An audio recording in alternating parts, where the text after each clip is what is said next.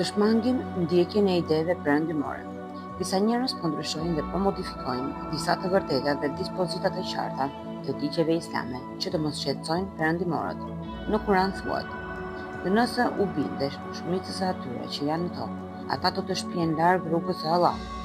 Ata ndjekin vetëm dyshimin dhe ata janë vetëm gënjeshtarë."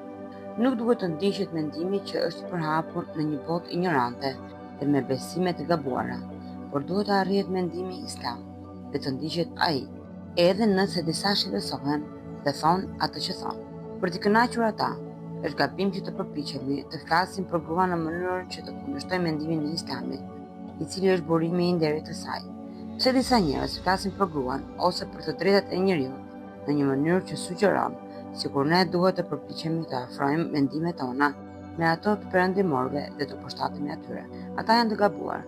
Përkundrazi, ata duhet që të afrojnë mendimet e tyre me ne dhe ata janë ata që duhet të korrigjojnë mendimet e gabuara dhe të pavërteta lidhur me çështjen e gruas dhe të drejtat e njeriut, lirit, demokracinë, për t'i bërë ato të përputhshme me mendimet islame.